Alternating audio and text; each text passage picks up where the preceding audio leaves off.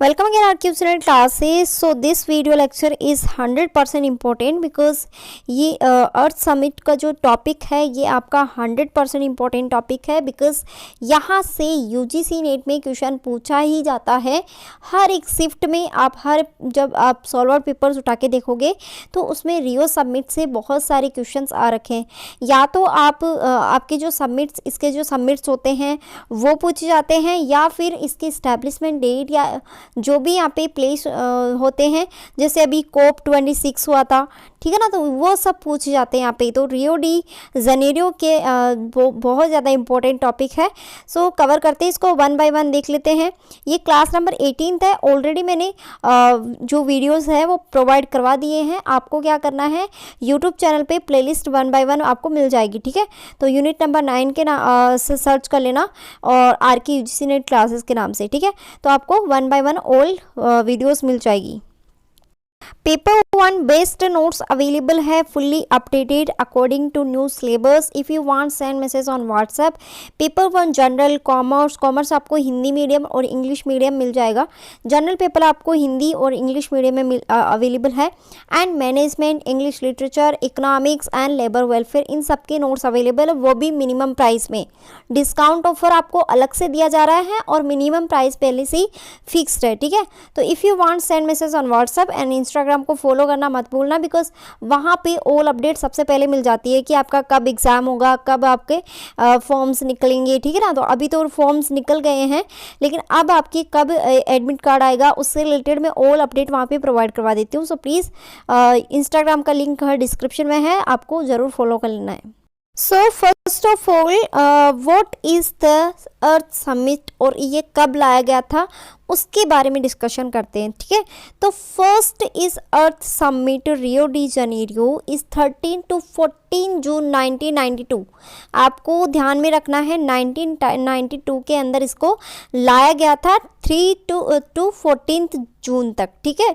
और ये क्यों लाया गया था, because the United nation conference on the environment and development, UNCED, देखो इस टॉपिक के अंदर या कह सकते हैं कि यूनिट नंबर 9 के अंदर ऐसी एब्रीवेशंस है जो आपसे डायरेक्टली क्वेश्चंस आ सकता है, ठीक है ना। जैसे UNCED हो गया तो इसकी फुल फॉर्म क्या होती है, यूनाइटेड नेशन। UN से तो क्या हो गया, यूनाइटेड नेशंस, एंड CED से हो गया conference on environment and development, ठीक है। Is also known as a Rio summit earth summit के नाम से भी इसको जाना जाता है। And conference held on 3 to 14 June 1992 Rio de Janeiro के अंदर। रियो डी जनेरियो में ही हुआ था फर्स्ट समिट, तो इसीलिए इसको रियो डी जनेरियो के नाम से भी जाना जाता है और अर्थ समिट के भी नाम से जाना जाता है, ठीक है। पर्यावरण विकास और पर संयुक्त राष्ट्र सम्मेलन, देखो हिंदी के अंदर बहुत अच्छे से ध्यान दे लेना क्योंकि हिंदी मीडियम वाले बहुत ज़्यादा कन्फ्यूजन होते हैं, ठीक है। तो पर्यावरण और विकास पर संयुक्त राष्ट्र सम्मेलन है, रियो शिखर सम्मेलन या रियो सम्मेलन इसे नाम से जाना जाता है। एंड पृथ्वी शिखर सम्मेलन के रूप से भी इसको जाना जाता है। बहुत सारे इसके नाम हैं, 2-3 इसके नेम हैं, आपको कंफ्यूज नहीं होना है, ठीक है।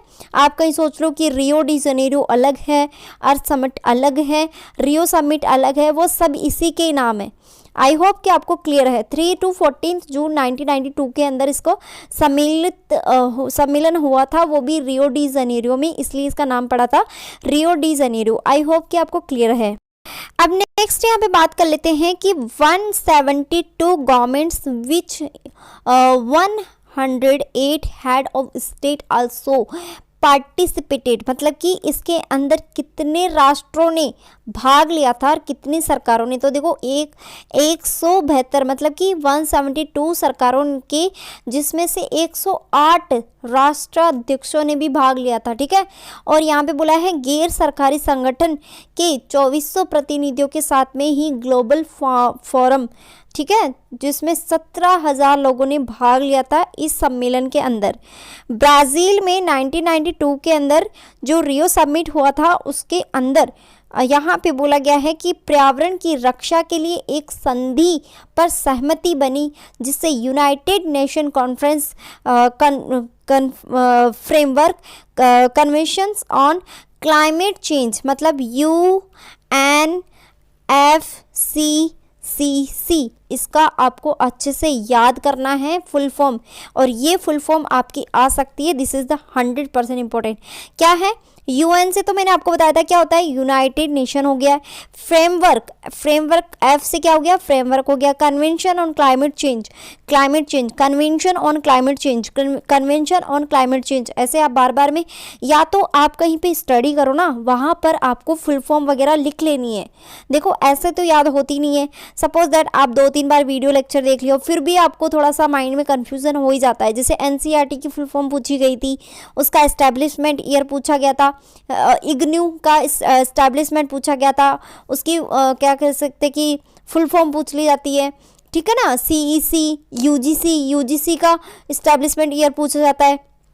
तो ये सब क्या है, क्वेश्चंस आपको कहीं पेज में लिख के, और जहाँ पे भी आप अपनी स्टडी रूम में या फिर टेबल के पास में, वहाँ पे दीवार पे आप चिपका लेना आपको, ठीक है ना। तो उससे क्या होता है कि आप जब उठोगे बैठोगे, या फिर आप वहाँ पे अगर कुछ और एक्टिविटीज़ भी करोगे ना बैठ के, तो आपको वो चीज़ें दिखेगी।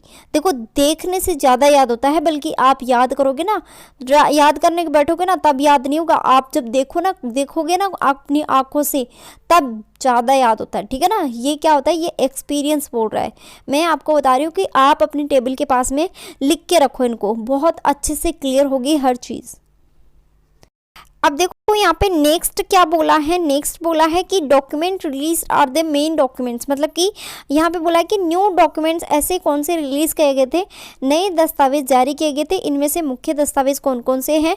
एक तो है Rio Declaration on Environment and Development, मतलब कि यहाँ पर बोला गया है कि जो आपका रियो डिक्लेरेशन था, वो घोषणा पत्र जिसे कहते हैं, पर्यावरण और विकास के रियो का जो घोषणा पत्र है वो लाया गया था।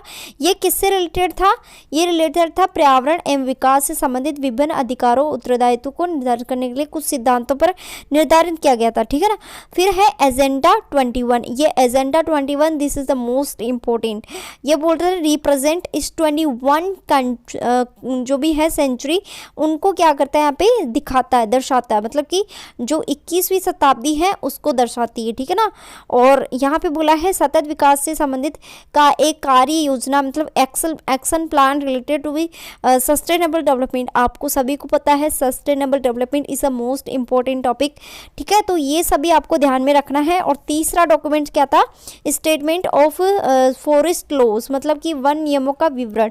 और तो ये 3 डॉक्यूमेंट्स लाए गए थे इस टाइम पे। And thank you so much for watching this video. मिलते हैं नेक्स्ट वीडियो लेक्चर पे, और इससे भी ज़बरदस्त यहाँ पे मैं टॉपिक करवाने वाली हूँ, वो भी हिंदी और इंग्लिश मीडियम में। अगर आप मुझे फॉलो करना चाहते हो तो इंस्टाग्राम पेज को ज़रूर फॉलो करें, एंड टेलीग्राम को ज़रूर ज्वाइन करें। लाइक कमेंट एंड शेयर ज़रूर करें, बिकॉज आपके लाइक और कमेंट करने से ही मुझे पता चलेगा कि आपको कितना समझ में आया। So thank you so much for watching this video. ज़्यादा से ज़्यादा शेयर करिए ताकि मैं जल्दी से आपके लिए न्यू टॉपिक लेके आऊँ। Thank you so much. Please share with your friends.